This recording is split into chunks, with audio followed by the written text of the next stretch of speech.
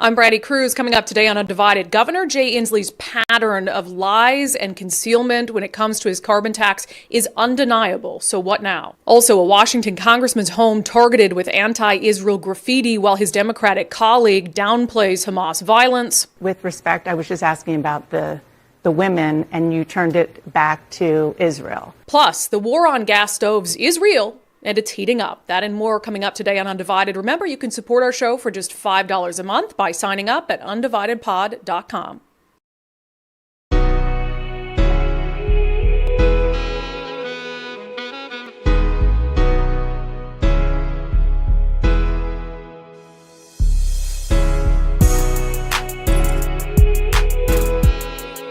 Hello and welcome to unDivided. Thank you for being here. Thank you for your commitment to giving common sense a comeback on this Monday. Nothing like starting a Monday show with technical difficulties. Right? Wow. Yeah, everybody saw like a 15-second Nicole debut I on know. the live Me in stream. front of the camera. Who knows? You know, just Lovely. getting a test today. And you know what it is? Jay Inslee knows that we're going to send him packing today. That's what I would like to must be do. it. I mean, that Jay Inslee knows that it's not going to be a good show for him. Sabotage. So he's in there sabotaging, fiddling with everything.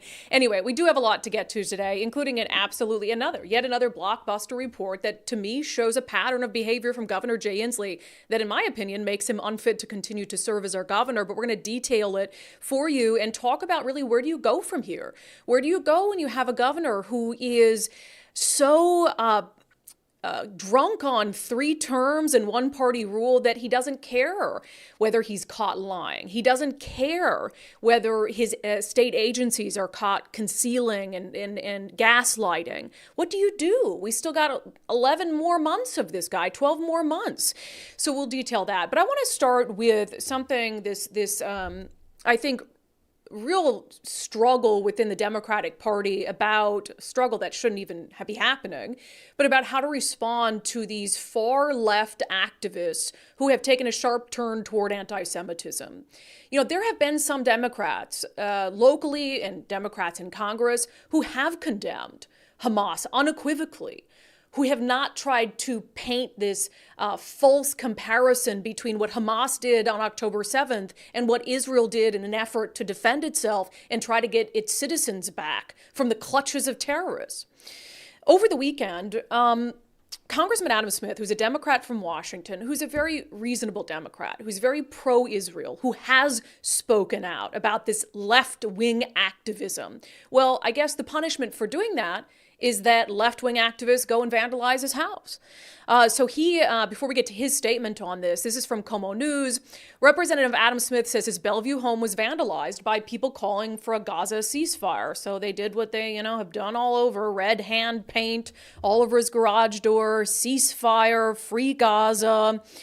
From my understanding, and people might paint that as anti-Semitism, I don't think there was anything specific to, how do I put this? I mean, ceasefire, I don't think calling for a ceasefire is anti-Semitic. I don't, depending on what you mean by free Gaza, if it's from the river to the sea, that could be characterized as anti-Semitism, but clearly it's an effort to intimidate him. As a member of Congress, a Democrat who has spoken out and pushed back against this sentiment that Hamas and people in Palestine are just trying to be free, and that, the ends justify the means. So Congressman Smith put out a statement that I thought was very good and that I would hope would convince any Democrats who continue to remain silent on this issue or continue to try to walk a fence on this issue to speak out. He said, last night my house was vandalized by people advocating for a ceasefire in Israel and Gaza. The attack is sadly reflective of the coarsening of political discourse in our country and is completely unwarranted, unnecessary, and harmful to our political system. Throughout the course of my career, my staff and I have continually met with groups from all parts of the political spectrum, including pro-Palestinian and left-wing activists. Did Adam Smith just use the phrase left-wing? Amen. And a little glimmer of sanity. No Democrats ever use the phrase left-wing. He said, I remain open to meeting with these groups and discussing our differences and where we can come together in a productive and peaceful way. We must engage with politics in this way and reject the rise in political violence that we have witnessed over the past several years. He says the extremism on both the left and right side of our political spectrum is a threat to a healthy, functioning democracy and has been condoned for far too long. The simple truth is that extremism on both sides is degrading our political system and must be rooted out for our democracy to be able to persist.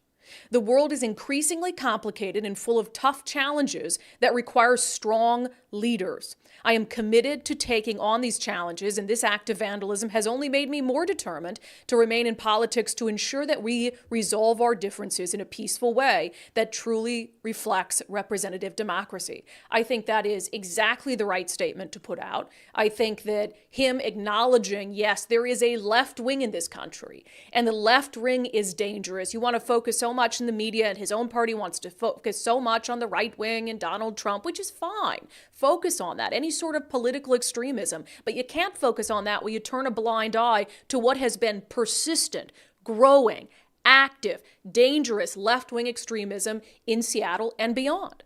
So I give a lot of credit to Congressman Adam Smith for coming out and saying what needs to be said. And by the way, in early November, Adam Smith was on this show, and he did the same thing. This is before this attack on his house, this vandalism on his house.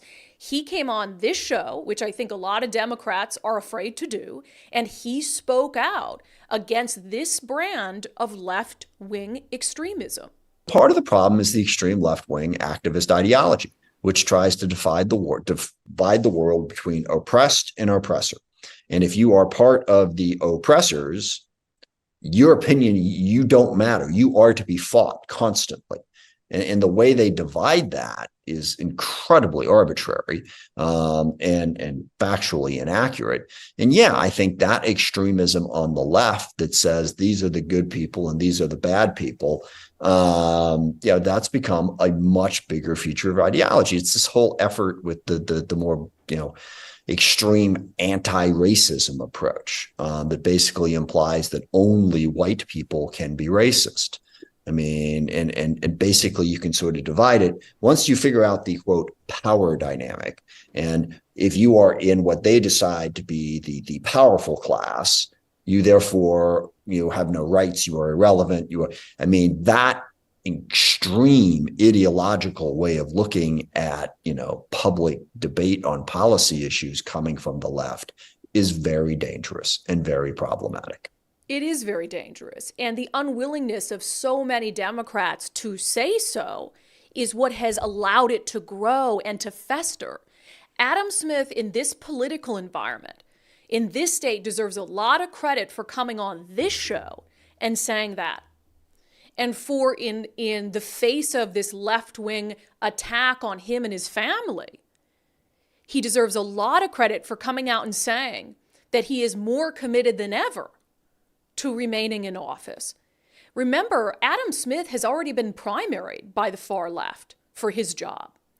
He got primaried by a pro-Palestine, what I would consider anti-Israel candidate, and he won. And that's going to happen again, and he knows that, and perhaps that's why he's more willing to speak out against that faction, because he knows that no matter what he does, that faction is coming for him, is coming for his job, is coming for his seat. But I also think, and I have a lot of respect for the man, and I think he's saying what he's saying because he knows it's right, and because he's not an extremist. Meanwhile, what is his Democratic colleague Pramila Jayapal doing? The chair of the House Progressive Caucus. While her Democratic colleague in the House from Washington State, representing the district right next to hers, while his home is being vandalized by these Hamas sympathizers, what is Congresswoman Pramila Jayapal doing?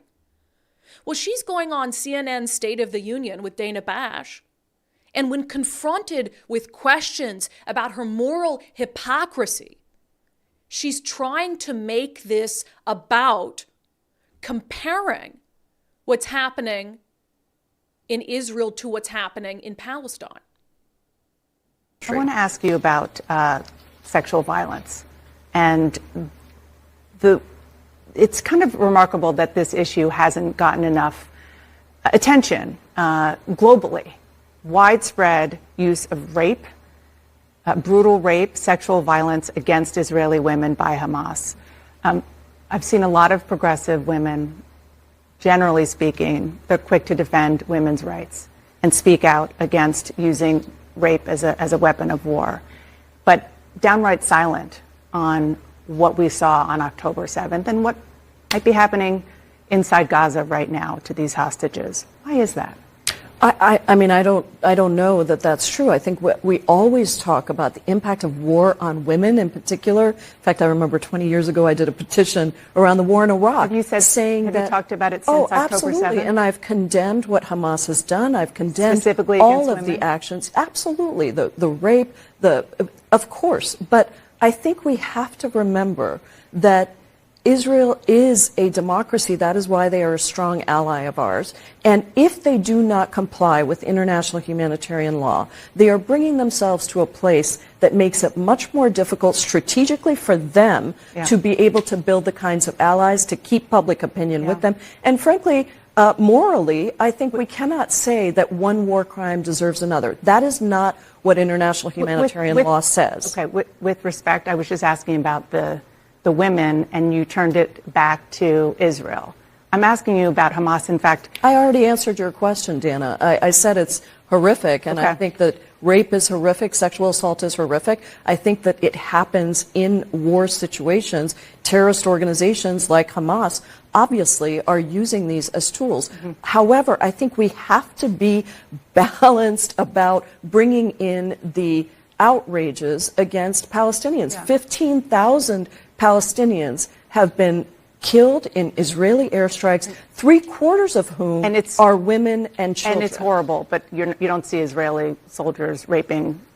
Well, Dana, I Palestinian think women. I don't want this to be the hierarchy of oppressions. I think 15,000 people have been killed. It shouldn't be, Palestinians, which is horrible. And 2.2 million Palestinians live in a 140 square mile area, which is about the size of Las Vegas, with a population that is 4 times that of Las Vegas, and 1.8 million Palestinians right now are displaced.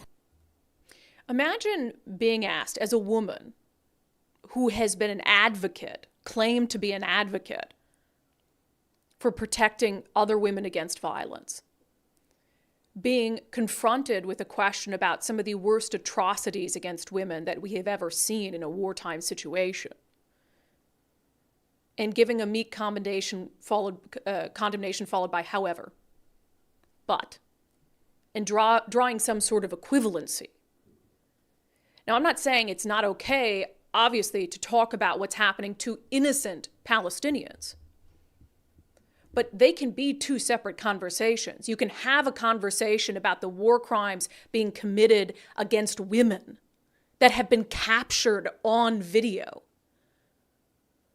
without simultaneously segueing to try to make your political point, to pander to your political demographic about the way in which Israel has tried to defend itself from those sorts of atrocities.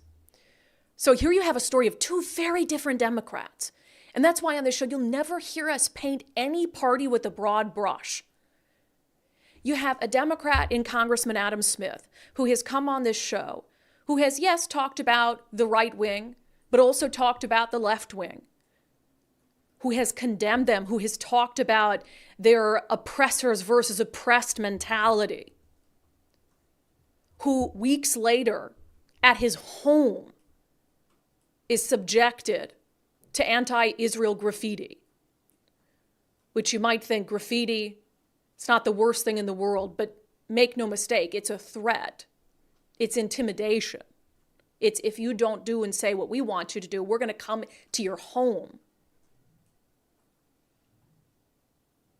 And he's still willing after the fact to say what needs to be said, to tell the truth, to recommit himself to telling the truth, to say he's more encouraged to tell the truth than ever before.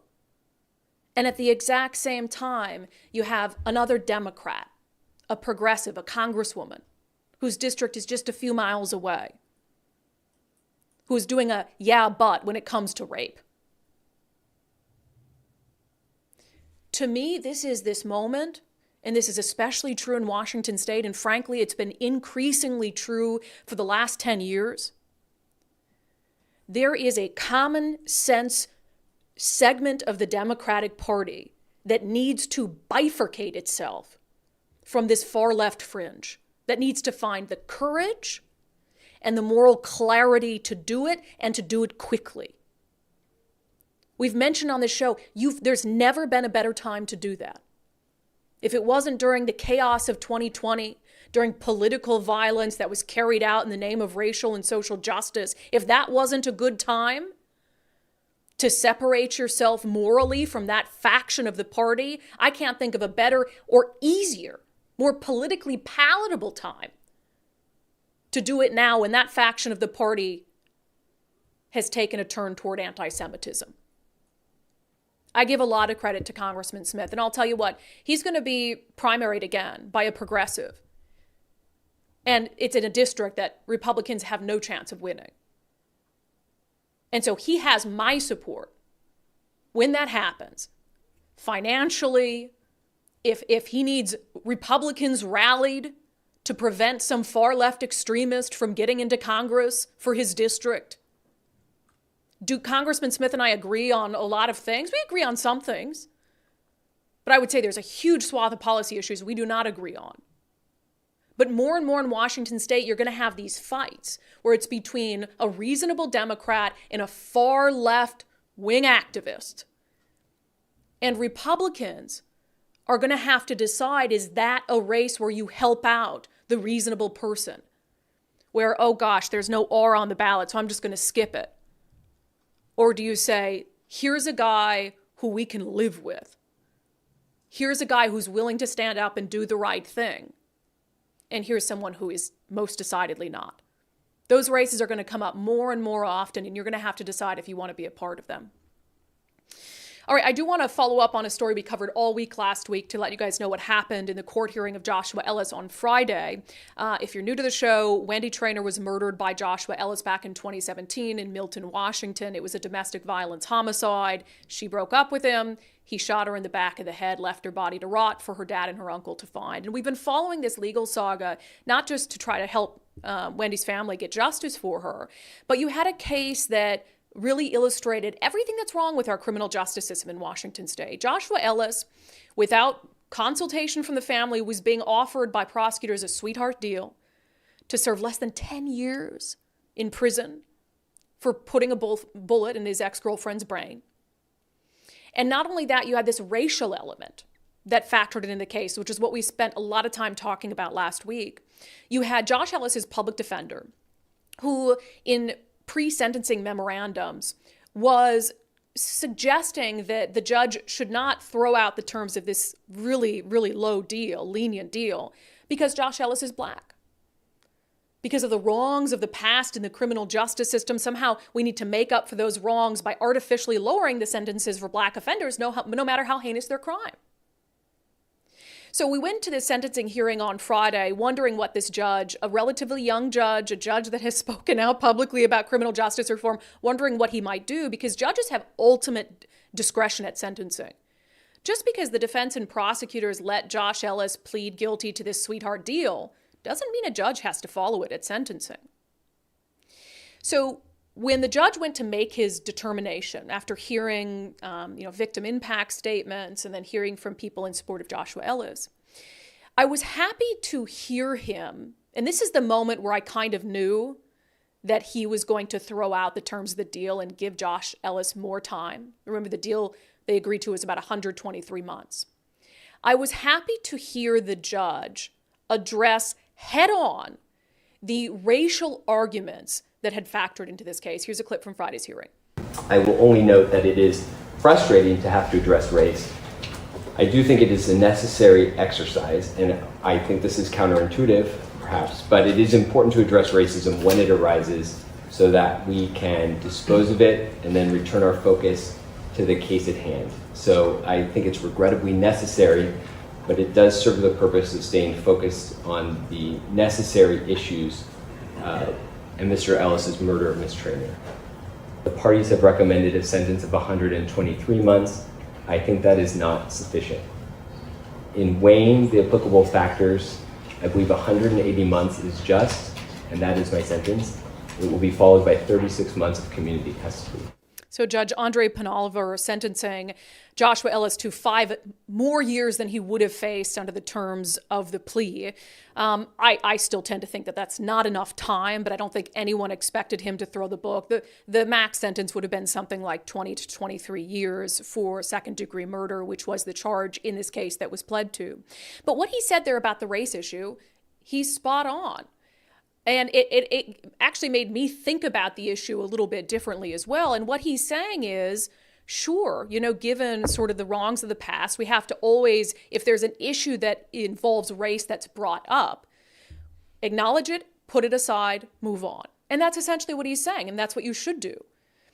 Acknowledge it, okay, put it aside, and then move on and look at it the way that Lady Justice intends us to look at every defendant. You look at the actions. You don't look at the person's race. You don't look at their socioeconomic status. You don't look at whether you hate the way their face looks. You just judge their actions based on their actions, and you move on. So I will say I was stunned. I did not expect that particular judge to go above and beyond the terms of the plea, but he did. On Sundays with Subscribers yesterday, we had on Tammy Anderson Black, who is the mom of Wendy Traynor.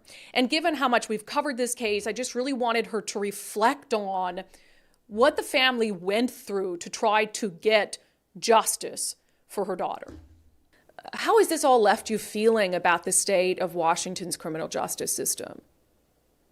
Well, as I mentioned, we've been so failed by our justice system since day one.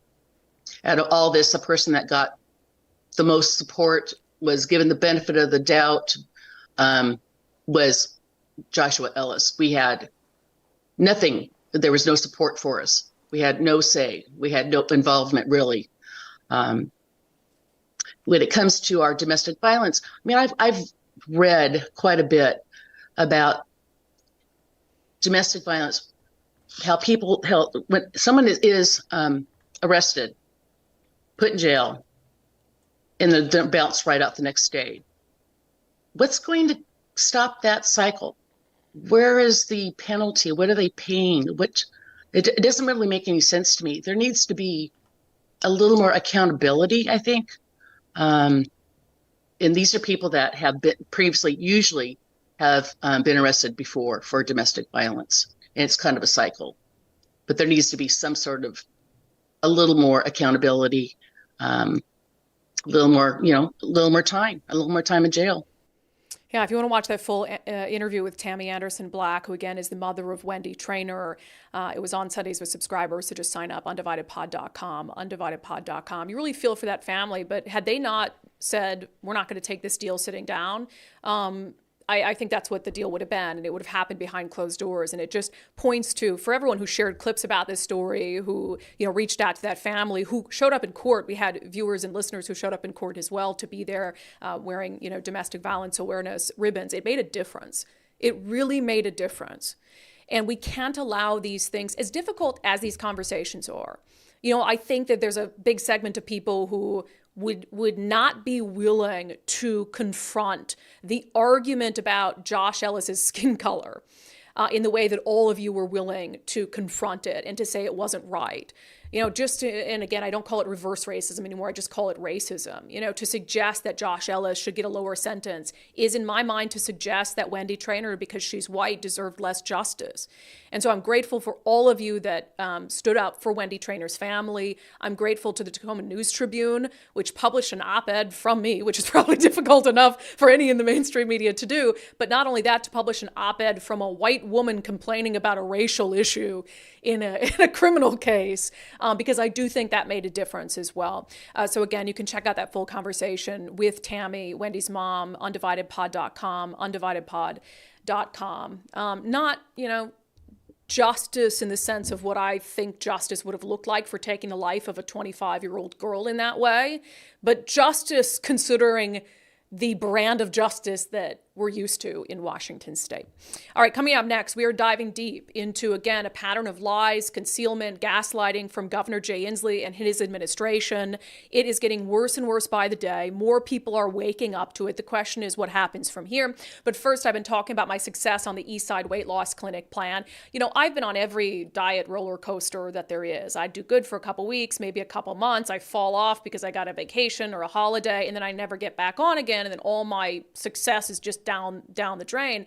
The Eastside Weight Loss Clinic plan has been different for me because it does allow you to have a couple days where you're not perfect and then just to suck it up and move on. And that's what you need in a weight loss program. You know, I'm down 37 pounds. I started it more than a year ago, so I've been able to maintain that weight loss. Have there been a couple times where I was like, oh, that wasn't my best day? Yeah, during my wedding, for sure. The couple days after my wedding, Thanksgiving. But the nice thing is that the next day I'm like, oh, it is what it is, because you need a program that can fit with your life or else it's not going to work long term. Eastside Weight Loss Clinic, no prepackaged meals, no counting calories, no drugs or injections, strenuous workout routines, no surgery. They teach you what to eat in the right portions and then how to maintain that philosophy of eating for the rest of your life. So do what I did, what so many others have done. Schedule a free 15-minute consultation with Dr. Ryan Coogan and his team, eastsideweightlossclinic.com, eastsideweightlossclinic.com. King 5 News investigators out with another absolutely stunning report about Jay Inslee and the lengths that Washington state government has gone to try to hide the impacts of the carbon tax. And this report, I have to say, is one of the most stunning so far. This segment is presented in partnership with our friends over at Future 42. Turn your frustration into action at future42.org. We have detailed over the last couple months some of the things that Governor Jay Inslee, his administration, have done to make us believe that the high gas prices are not a direct result of the carbon tax, are not a direct result of policy that has been his baby, the Climate Commitment Act. And I love the environment. I am in the swath of people, which I think is the majority of us, that want to make sure that this planet of ours can play host to us for as long as possible. That's not controversial. Loving the environment, wanting to improve the environment, save the environment, that's not a controversial thing. But going about it in a way that hurts the working class, going about it in a way where you push policies that you then have to lie about, that you have to keep information from us about, that to me, if you have to do those things to push that policy, it's probably not the best policy. And that's what we're seeing with the Climate Commitment Act, which pushed through this cap and trade program, which I call a carbon tax, that has directly increased prices at the pump. And now in this King 5 report, again from Susanna Frame of the King 5 investigators, they are detailing the story of a longtime public sector economist who says that he felt compelled to resign because he would not lie about the impact the cap and trade program would have on gas prices. The headline, former WSDOT economist accuses state leaders of retaliation for refusing to lie about gas prices. So this is a guy named Scott Smith. He was a transportation planner for the Washington State Department of Transportation for the past 5 years. And his job was about forecasting fuel consumption. So it was literally his job for the state of Washington to forecast where gas prices would be. And he says, and he's been doing this for 35 years, this has been his job. This is his area of expertise. And at the beginning of 2023, what did he predict? Well, he predicted, again, his area of expertise, that the cap and trade program would raise gas prices 45 to 50 cents a gallon. And what happened? Gas prices went up about 50 cents a gallon. But he says, and I'll play a clip from this King 5 report, he says that he felt so much pressure to lie, to leave that estimate out of his official reports, that eventually he just gave up and resigned. I wouldn't do it because it just wasn't right. I've never had anyone tell me to jimmy the numbers, to come up with some artificial number. I was obligated as part of my duties to produce forecast of fuel. So I had nowhere to escape, nowhere to hide. And I had to, I guess for lack of a better term, walk the plank. I've been damaged. I'm 64 years old. I've got nowhere to go. So here's this guy, didn't want to leave his job, was not ready to leave his job, but felt he made a decision I'm sure was hard, the morally correct decision. They wanted him to lie. He wouldn't. He left rather than lie. He left his job and his career with the state of Washington rather than lie. And he's filed a claim against the state. Has this been proven in a court of law? No. But Susanna Frame, who's one of the most respected investigative reporters in the country, felt that there was enough credibility to the story that he was telling to do a report on it. I find it frankly shameful how the governor's communication staff has responded to this, basically saying that King 5 is just not doing its due diligence. And, that's the second time in one of these reports that Susanna Frame has done about Inslee and lack of transparency or outright concealment on climate issues, where the governor's office has tried to make it about her credibility. Her credibility is unquestioned. And that's not political. In fact, I would argue that King 5 is one of the more left-leaning TV stations in Seattle and in Washington state. This isn't coming from some, enemy of the governor. This is coming from King 5 News, the King 5 investigators, and again, one of the longest-serving, most trusted investigative reporters in the entire country. And that kind of shows you when you're over the radar as a journalist, when you've got the subject of your story, the governor's office, trying to make it about you, trying to make it about your credibility. I would also say one of the reasons why this economist's story sounds credible to me is that, again, this is a pattern of behavior. This is a pattern of lies. This is a pattern of gaslighting. This is a pattern of actively concealing information, hiding information from you and I. And think about what they're hiding information about. Something as important as whether you can afford to get to and from work, whether you can afford to bring your kids to and from school. Lying about something that is deeply impacting so many families in Washington state. And why? Because the governor wants his policy, but he doesn't want to own the consequences of the policy. And when I talk about this pattern of lies and concealment and gaslighting, it is very long. You think back to when the carbon tax was being debated, and the governor's office hates it when I call it a carbon tax. But the cap and trade program directly results in increased gas prices, which to me is a tax on Washingtonians. So I will call it a carbon tax, whether the governor's office wants me to or not. But you think about when this policy was being debated. What did the governor say? He said that the impact on gas prices would be non-existent, if not negligible. He said it would be pennies, just pennies. Now, when the carbon tax finally went into effect on the 1st of this year, and immediately gas prices shot up, and it was undeniable that there was a correlation to the carbon tax, what did the governor do then? Well, he went on the news and he tried to find other things to blame it on. He blamed it on a pipeline closure. Would you agree that this could be a direct result of the oil companies passing the amount of money that they have to pay to the state on to you? Yes, there is some of that. Now, much of it is not related to this law because the oil companies have shut down a major pipeline, allegedly for maintenance, although why they do it in the summer, I don't know. That has restrained supply, and that has been a significant reason for these recent cost increases. It's not all this law. When the governor realized that wouldn't work, what did he blame it on next? Well, now, and this is what he continues to blame it on, the greedy gas and oil companies. They're not just passing it on, they're padding their pockets with this. And that's what's outrageous. They haven't just increased their numbers because of the cap and trade, which, by the way, have always been high in the Northwest because we are kind of an island of supply. So he can't lie about it. He can't get away with lying about it once it's obvious for everyone. So, okay, now this led to increases. Well, let's tell everybody that it was made worse by a pipeline closure. People aren't buying that. Okay, let's tell everyone, oh, what do Democrats love? They love to blame, big greedy companies. So let's blame it on greedy gas and oil.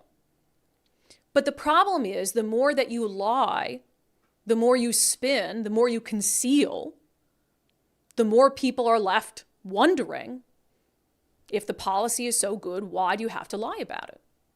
If the policy is the right thing to do for the state, why do you have to lie about it? And that isn't the only narrative where the state has tried to hide the impacts of that program. You'll remember what I still think is one of the biggest scandals politically that I've covered in the state in more than a decade. When Puget Sound Energy went to the State Utilities and Transportation Commission and said, hey, because of the carbon tax, we got to tell people that their rates are going up 3%. And Puget Sound Energy wanted to put it as a line item on your bill so you knew why your bills were going up, why it was getting more expensive to heat your home. And what did the State Utilities and Transportation Commission do?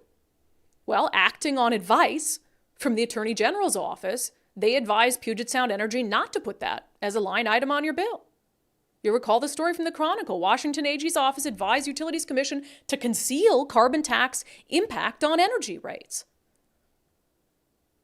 So you've got the lies initially from the governor's office that a program designed to increase gas prices wouldn't increase gas prices. You have allegedly the resignation of a state economist whose job was to forecast gas prices, who said he was asked, he was told to lie about it, left his job rather than lie to you about the impact this would have on your pocketbook. You have Governor Jay Inslee, who proceeds to come up with various lies about the reason gas prices were increasing so significantly. You have the State Utilities and Transportation Commission acting on the advice of the Attorney General's office, telling Puget Sound Energy to hide the reason for their rate increases. It is a pattern of lies. It is a pattern of concealment. In my eyes, it is a pattern of government misconduct that cannot be ignored, no matter what side of the political aisle that you're on. These lies impact you. These lies are about something as important as your family's budget, as important as your family's ability to make ends meet. And these lies come out of their mouths so shamelessly, so easily. When is enough enough? You know, I know that we have a year left of Governor Jay Inslee, and that's it, and he's not running for another term. But I would argue that one of the reasons he believes that he can get away consistently with this level of deceit is because not because he's been the governor for 3 terms and he's not running again, but because of the one-party infrastructure that has been built up around him. When there is one party in control for so long, one party in control of the governor's office for 40 years, one party in control of the House and the Senate in the state for 8 legislative sessions in a row, and for most of the legislative sessions of the past 20 years, there is a level of arrogance there where he feels like Teflon. They feel like they can lie, they can deceive, they can conceal from the people who they're supposed to serve. That is the danger of one-party rule. That is why I'm so hard on Democrats. Because there is nothing that they can't get away with. And with Governor Inslee, it goes beyond just the impacts of the Climate Commitment Act. Remember, we told you the other Susanna Frame story with King 5, where the governor set all these climate goals. And at the beginning of his time in office, he announced this wonderful website that would track those goals and that would let the public know if they were meeting those goals.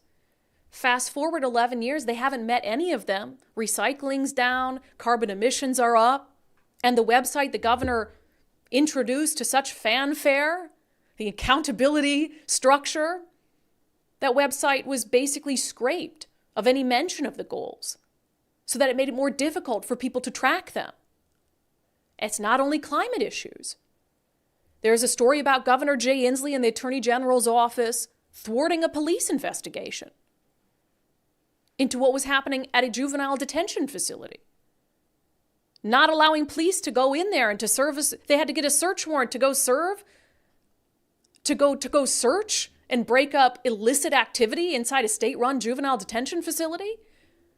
The governor was called out on it, and he says basically they should have come to me. I wouldn't have made him get a search warrant. They did come to him, though. They sent him a letter.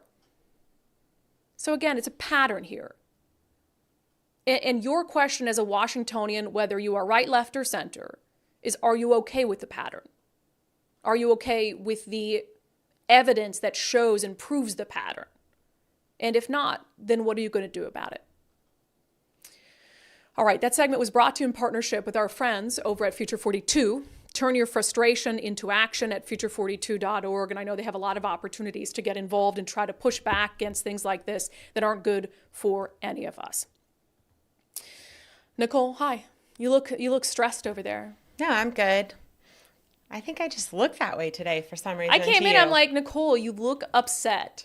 I don't know. And then that segued into our absolute just disaster of a show intro. Well, yeah, I know. There's always something not like the right button or something's not clicked on a Monday. Hey, I don't know why. We've had a good run of no tech issues for a while. For a while. We were no doing live pretty tech good there, issues. you know. Yeah, it's okay, Nicole. It hey, happens. Cheer up, Nicole. It's all good. Cheer up. I'm cheery. People are going to say that you look sad. I like the Christmas They're going to think season. They're going to think I beat you. Cheery. They're going to think I beat you in here. I know. No, I'm good. I really am. Okay. I really am. All right. Okay, we'll move on if you're sure, because we got a lot more coming up, including the war on gas stoves, which is absolutely real. But first, we've been talking about the tenant landlord issues and some of the awful, I hate to say awful tenant protections, because there's nothing wrong with tenant protections, but we've seen what has happened in Seattle where they've just gone too far and you have a lot of people abusing the system. And then they just passed Measure 1 in Tacoma, which has even more strict rules for landlords than even in Seattle. And so we were kind of curious, and we'd been talking about on the show, what are small landlords going to do in Tacoma? Are they going to sell their units? Which again is flying in the face of what people who say they claim to care about affordable housing. If small mom and pop landlords sell their units, then that is going to hurt affordability in the city of Tacoma. So to me, it's all just very backward. But we figured we'd do a little something different this week with Wes Jones, who we obviously is one of our wonderful show sponsors, because we found out that Wes Jones owns units. He's a small mom and pop landlord in Tacoma. And so we had him on to talk about that. And he says that those new tenant laws, they are making it very easy, and this will be the case in Tacoma as well, very easy for people to game the system and take advantage of a landlord's good nature. We continue to see more and more aggressive landlord-tenant laws being passed in favor of the tenant rights. Like you go down to Tacoma, we are practically back at those, COVID anti-eviction restrictions with what they have passed down there, if you really want to jump through the hoops and work the system. Except what's not available right now is the help for landlords should one of those people choose not to pay. And I'm saying choose not to pay because there are plenty of people who are choosing not to pay. It's not that they can't, they choose not to. Yeah, and that is the case. And I'm not saying every single issue between a tenant and a landlord is the tenant's fault. Certainly there are some bad landlords out there, but we know that is the exception, not the rule. And we asked Wes, are you going to sell your units in Tacoma? And he says he's sort of monitoring to see how things go, but he does plan to sort of diversify, which maybe sell a few in Tacoma, buy a few in other areas that don't have such strict landlord-tenant laws. If this is something that, if you're a small landlord and you're thinking about selling your rental properties, reach out to our friend Wes Jones, sellwithwes.com, because not only does he deal with this personally, but he can also help you if you do choose to put them on the market. Sellwithwes.com, sellwithwes.com, a better way to sell your home. All right, ladies and gentlemen, they said they weren't going to come for your gas stoves. They are coming for your gas stoves, and in the process are making it even more difficult for builders to build affordable housing in the state of Washington. Let's get to it in our segment, Unbelievable.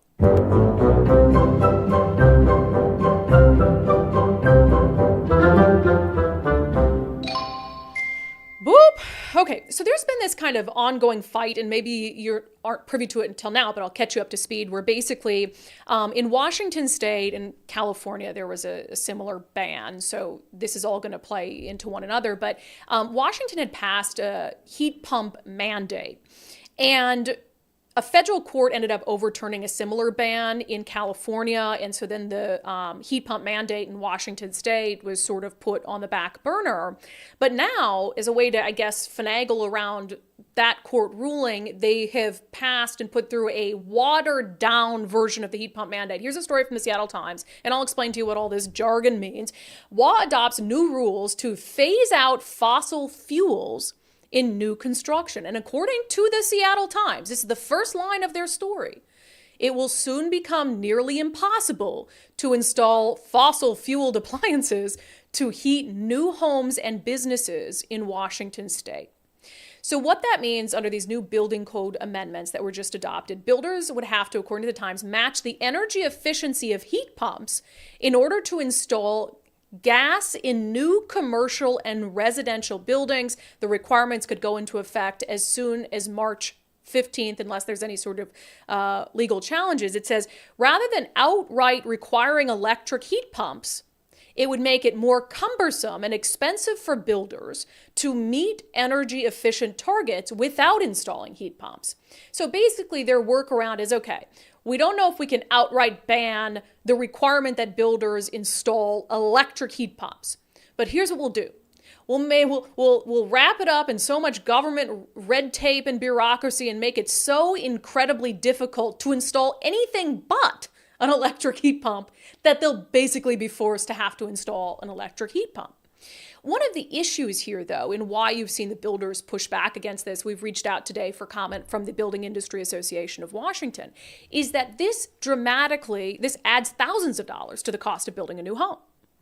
And this has been one of the primary complaints of builders in Washington State, is they have all of these government requirements being added to their slate, including this one, which Governor Jay Inslee said is, designed to save the environment. And then the state turns around and wants them to build more affordable housing. We need more affordable housing. Well, you can't build affordable housing if it's not affordable to build. So you're adding all these mandates to builders. It's increasing the cost of new home construction. They've also increased the waiting time to be able to get permits, which increases the cost of new home construction. So you're increasing the time it takes, you're increasing the cost to be able to build a house, and then you turn around and say, well, we need more affordable housing. None of it makes any sense. And I would argue that it is more unbelievable in the context, really, of what's been happening in Washington State, because this particular rule, and I'll just say, when we also talk about transparency and accountability from Governor Jay Inslee on issues related to the economy.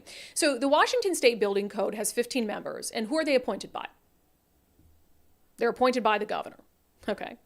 So the government wants this heat pump mandate. The governor wants a heat pump mandate. He wants to shift from fossil fuels to electric appliances in homes. Heat pump mandate, deeply unpopular, expensive, but he appoints the people to the commission, to the Building Code Council. So the governor stacks the Building Code Council with people who will fulfill his climate desires, and they push on these policies that make it more expensive and timely and costly to build homes. On top of all that, when the governor appoints people to the Building Code Council, he's done it in the past illegally.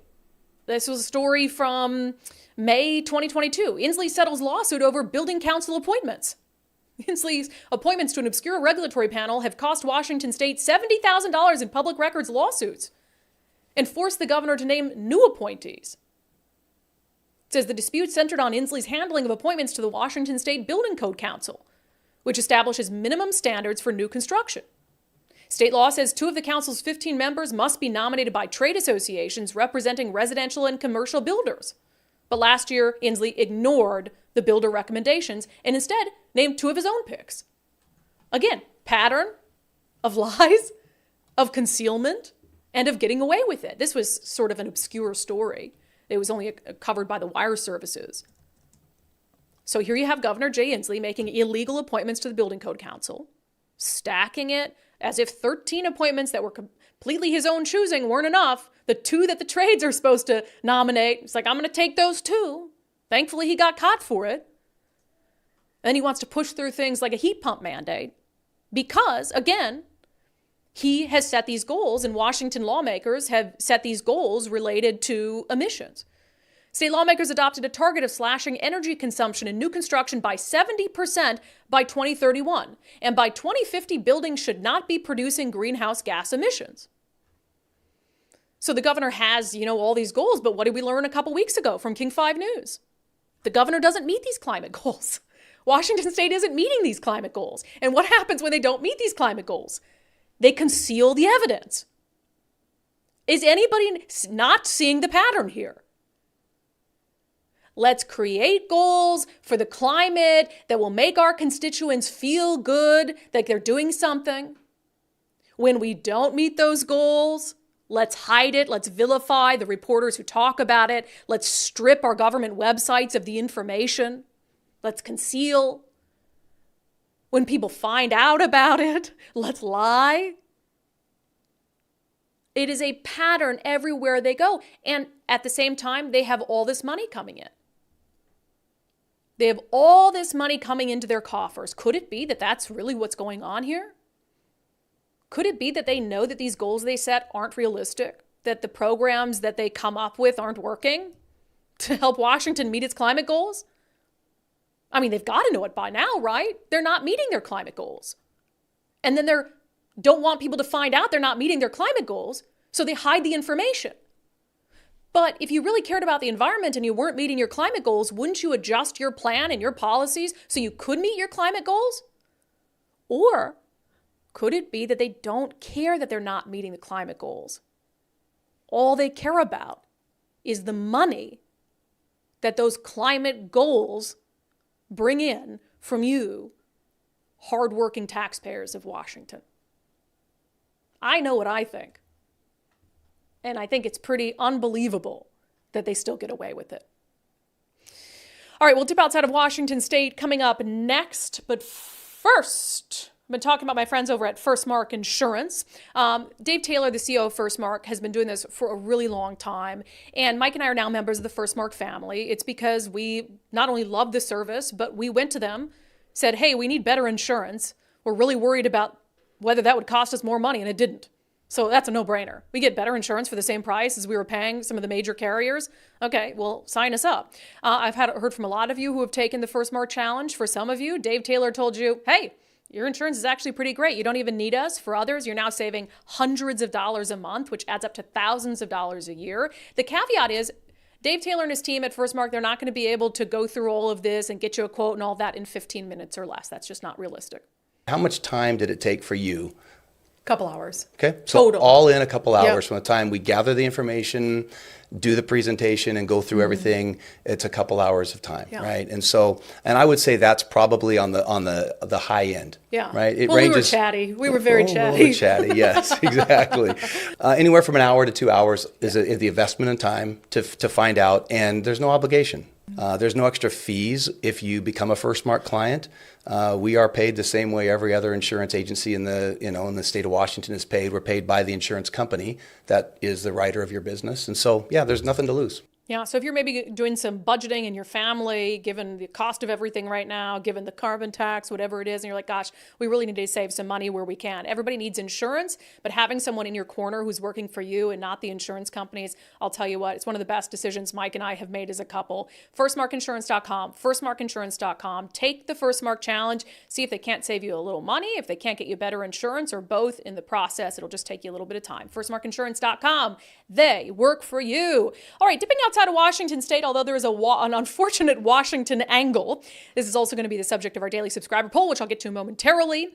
The USA Today compiled data, and it looked at how many adult children, so 22 to 40 years old, So how many parents are supporting financially their adult children? And I'm glad they started age 22, because usually before that, everyone's in college. It's like, well, that would be like 100%. Right. If it's like, are you supporting your kid at 19? Well, 40? Yeah. But 40? Okay, I don't know.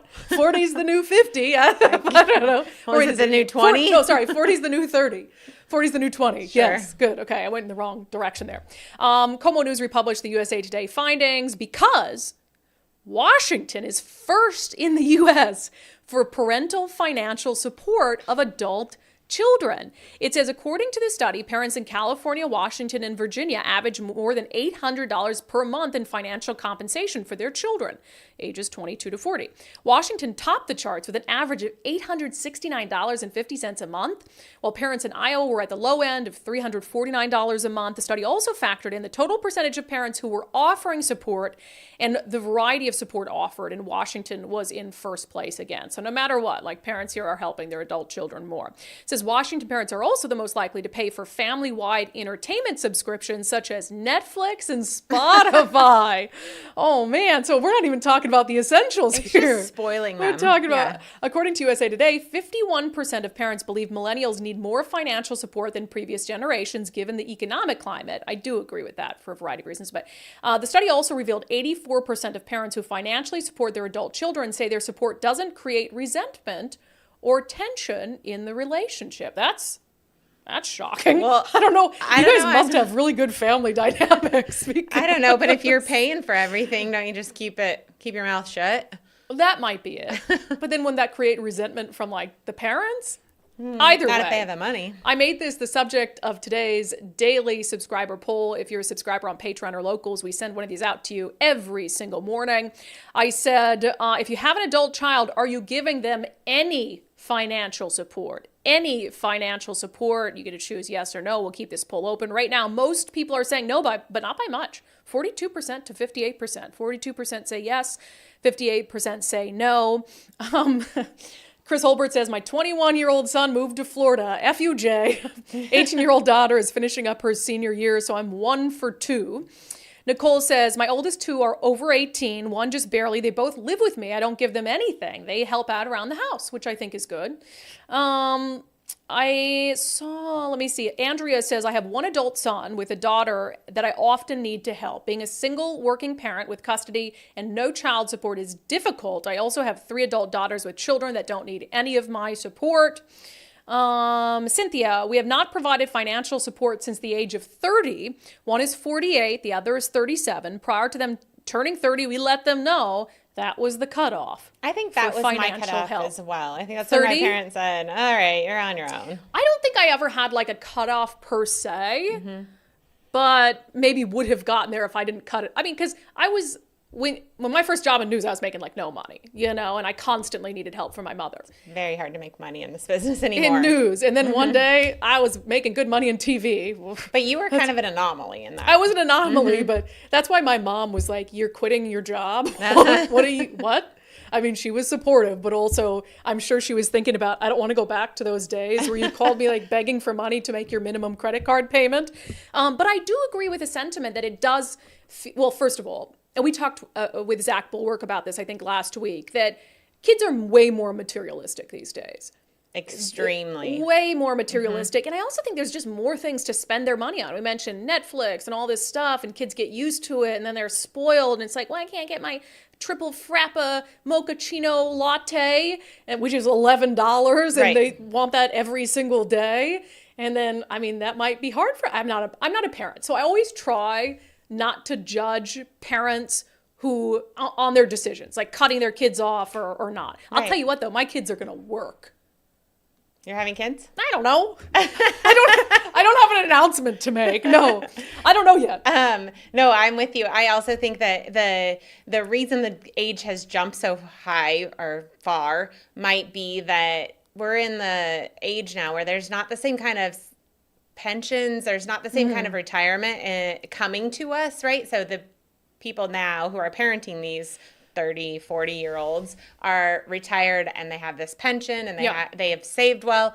The people now that are taking advantage of that are learning that they don't need to save because they're being supported by government or by parents or whatever. So I say in about 30, 40 years, we're in trouble. Oh, yeah. They're going to be absolutely screwed. And it's something that I've had to think about in this job because, I went from having a 401k with a wonderful match to not having that match and just sort of it all being, I'm sorry, Nicole, maybe one day I'll be able to match your savings contributions. Otherwise, we're both screwed and we can find something to do when we're elderly, some sort of work. We'll be here doing this podcast. We'll be doing this forever. 90 years old. But yeah, and also, I know that money was obviously, inflation and all that, but homes were, they were buying homes for like $8,000, 20 grand. It just has changed a lot above and beyond what the standard sort of inflationary rate would be or cost of living adjustment.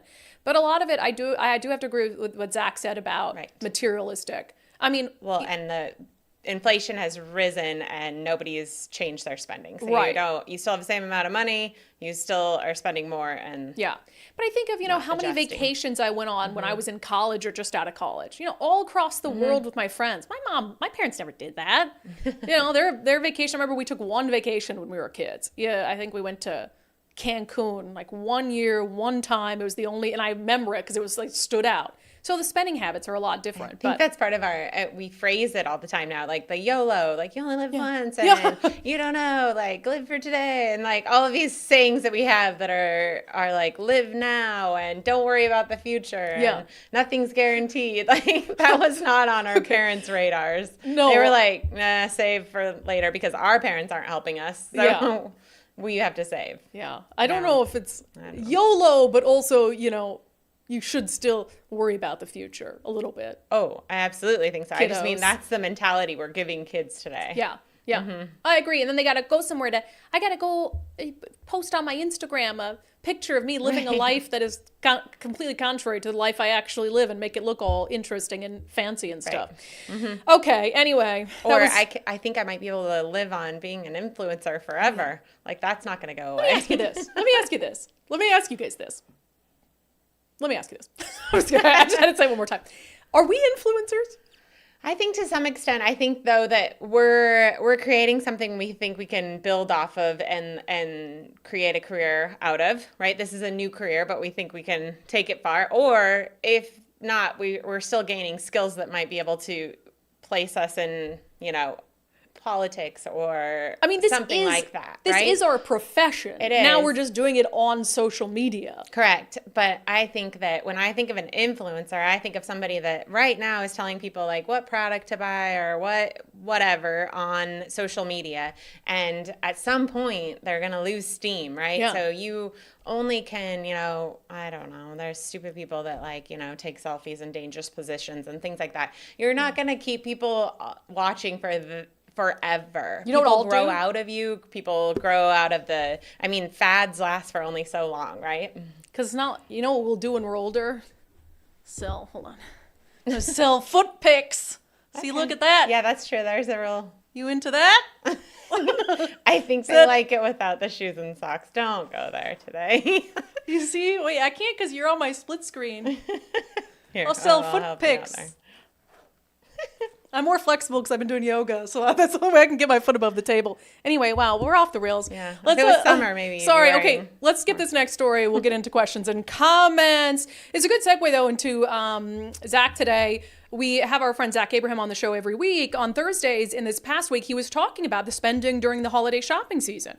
It was actually pretty good. And we were wondering, okay, what is that signal for the economy? And we asked him about this phenomenon called doom spending, allegedly, where you're just so burnt out about the world. You just don't care that you're not saving. You don't care that you're spending more than you're bringing in. And we asked him about whether that was real or whatever. We look into finance and economics and all that kind of stuff. There's just a very large part of it that's based on human behavior, and I don't think enough people give that enough attention. And I think it's kind of an extension off what a good buddy of mine refers to as financial nihilism. Getting $5,000 checks in the mail, government handouts. I think it's created a swath of younger folks, usually 35 30, somewhere in there and younger, that have become rather nihilistic about a lot of things. And it doesn't surprise me at all that extends to spending. Society is more materialistic than it's ever been. I think if you don't think so, go look at social media. Go look at the age groups that are most involved in social media. And isn't it interesting that these people continue to doom spend, quote unquote, even though they're out of capital? It's perfectly consistent with everything else we've seen. So I don't really think it's a new thing. I don't think it's an economic phenomenon. I do think that things like that are delaying the recession or have delayed it. I think it's starting. I mean, it appears to be starting now or starting in the near future. I don't think you can glean anything good or bad from the Black Friday results. Yeah, and actually, Andy Stevens just reminded me of this in the chat because Zach talked about it. There was a study done where it was like, how much money would you be satisfied with? And for our parents' generation, it was like something like $100,000, and then for millennials, it was $500,000. We'll be like, you're comfortable, right? So yeah, I mean, I do agree with his assessment of why there is so much spending, particularly among that age group. To hear more chat about the economy and more advice from Zach Abraham with Bulwark Capital, check out his radio show, KnowYourRiskRadio.com, KnowYourRiskRadio.com. We'll have him back on again this Thursday. All right, questions and comments from the live stream. Greg Anderson says, Brandi Kruse for governor, then after she straightens out the state, president. I am old enough to be president finally, unfortunately. Mandy, if I thought I could win the governor's race as an independent, I would have done that. But I just think that's a little bit of a tough sell for now. 28's my lucky number. I don't know. Mandy says, influencers push consumerism. You guys are infofluencers. I know, I like that. I like that too. Infofluencers. Name.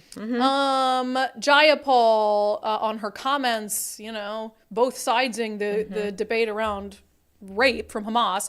Vicky Berg, rape is a tool? Are you kidding me?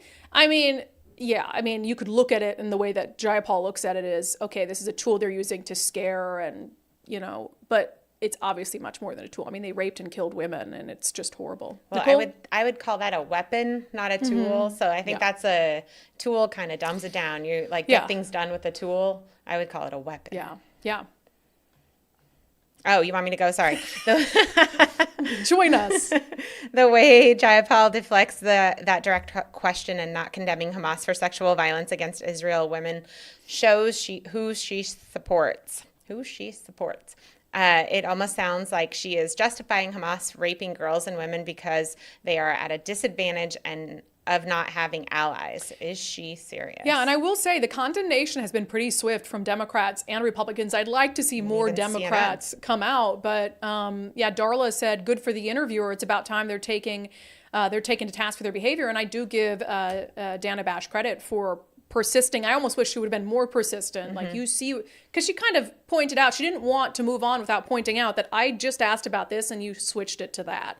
So I don't know. Jayapal was, before the attack on Israel, remember she had called Israel a racist state and there was a lot of outcry about that.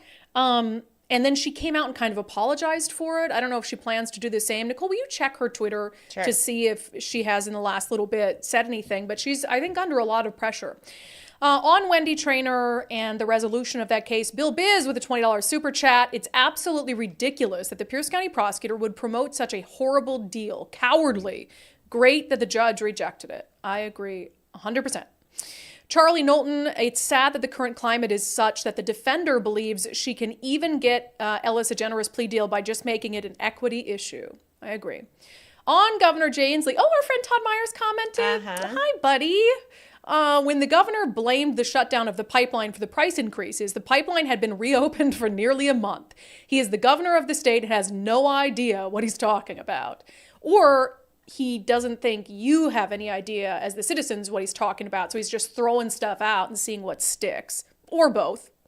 Marcel says, wow, I didn't know all of this. No wonder why politicians don't want to talk to you. You show the government misconduct in all its truth. And I wouldn't say this earlier. Is this not rising to the level of misfeasance or malfeasance? To me, it has risen to a level of official misconduct. And I realize he's only in office for another year, But at the same time, he's just gonna continue to get away with it? The evidence is so overwhelming. And again, it's not like it's some political enemy or right-leaning news outlet that's just hating on the governor. It's King 5 News, repeatedly now, 3 times on the governor concealing information. And do you really think, by the way, that WSDOT would try to pressure this economist to lie without them being under pressure themselves to make it so?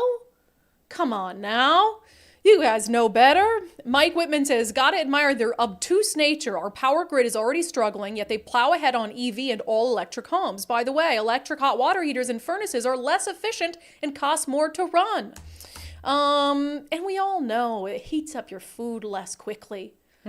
I mean, once I get my gas cooking, just flame right away. True. I'm not waiting for that little sad thing to Like turn red and heat up. Yeah, I know. Lame. Mm-hmm.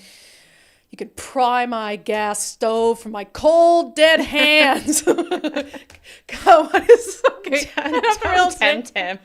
There's this. Oh, somebody tell me in the comments. Mike watches the Outdoor Channel relentlessly. Okay. What is the former rock star Ted Nugent, right? Yes. Oh, wait, is that what you were just said? Did you just say Ted Nugent before I said that? No. Ted Nugent, on the beginning, he does these songs. And he has this song called Come and Take It. It's like, come and take it. I want him to remake that, but instead of gun imagery, it's just gas stoves. Okay. Come and take it. You know, we could do that. Yeah, like a Weird Al of Ted Nugent song. Good. Ted Nugent sometimes does more what seems to be like, those kind of songs. What do they call that? Oh, I like that. Yeah, if you guys know, first time I was watching that, I was like, this song's really intense. We will make our own video. But, yeah, we will make our own video. It'll be great. Okay, that's good for questions and comments today.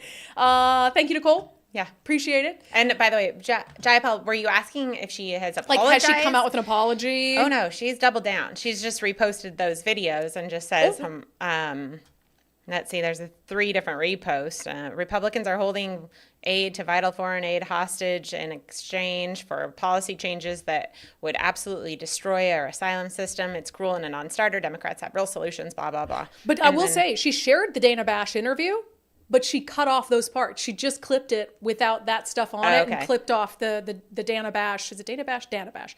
Pushback. Mm-hmm. Anyway, okay. Yeah, anyway. All right. Well, we'll continue to monitor that and see if something is forthcoming. Let's get to our closing sanity check.